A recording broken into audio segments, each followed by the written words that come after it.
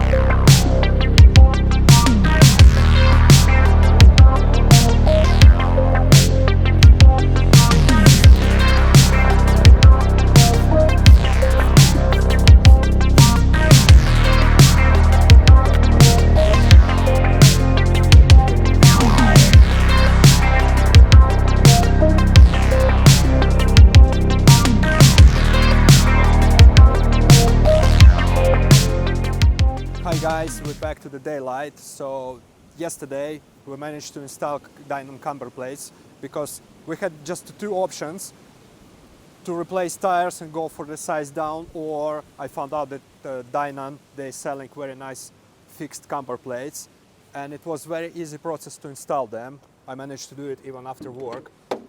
So all what you need, in your case if you have standard strut brace, you will need to unscrew, I think it's one bolt here because the bar will cover this nut, but in my case, because it's M3 strut brace, I just unscrew these three nuts, which is under this cup, unscrew the stabilizer link, and you can move wherever you want with the all shock absorber with the spring. So you don't need to unscrew top mount or something, you just add Dynan camber plate on top of the stock top mount. The only one thing, if you have limp further, like in my case, there's a small, unfortunately I didn't make picture, alloy pin, which you can just cut away. It's very easy, I did it with the pliers. So, and all bolts provided, you just take the original bolts from the top mount out and use the bolts provided with the Dynan camber plates. They're supposed to add 0.7 negative camber. In my case, I think it's slightly more because the cover is lowered. So now we're gonna go to Lee. The third time we'll make wheel alignment because we still have some issues, and I will update you how it's go. But looks, fingers crossed, we're almost done it and should be everything alright. So see you in a minute and we'll see how the wheel alignment will fix all the rest. Okay guys, looks everything is done. So we did finally alignment, everything is alright. The steering wheel is straight now. When the car is moving forward, everything is alright.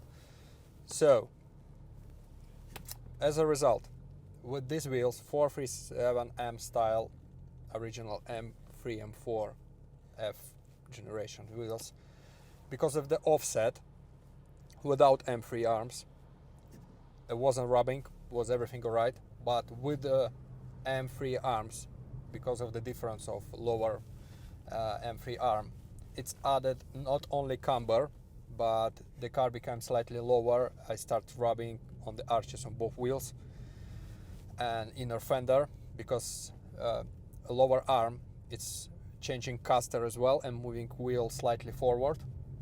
And in my case, it was a crucial thing, because I got literally a few millimeters all the way around, and any changes made my wheels rubbing. So original plan was to go for the smaller tire and replace 245 tire for 235, but I found out that Dynon selling very nice fixed camber plates for these cars, so we ordered them, and the guys from Performance M, they managed to send them next day delivery. It was very easy to install. We did it after work when it was dark and freezing outside, so I already show you. Literally you need to unscrew 4 bolts, 4 nuts and wheels, that's it. It's supposed to add 0.7 camber. In our case, in total, it's added even more because the car is lowered. So now, no rubbing, no nothing. I think we have about 2.5 degrees negative camber in front, which is alright for street car. So yeah, if you're going to upgrade for M3 arms with the stock wheels or wheels which are more kind of suitable for this E90 chassis, shouldn't be any problems. It will be straightforward and you will enjoy them straight away. In my case, it was a bit more playing around because of the wheels, but I really like these wheels. It's forged, it's lightweight, so I don't want to replace these wheels for something else. If you have these wheels and your car is lowered, bear in mind when you will upgrade for the M3 arms, you will need probably smaller tire like 235 or camber plates. Otherwise, you will have rubbing in the front part of the fender and a side arch, like border, in many different places, and it's quite strong rubbering. So you can drive because everything is plastic in the front, so it's not the end of the world, but I don't want to get such a massive rubbing everywhere, and I still wanted to keep a 245 tire.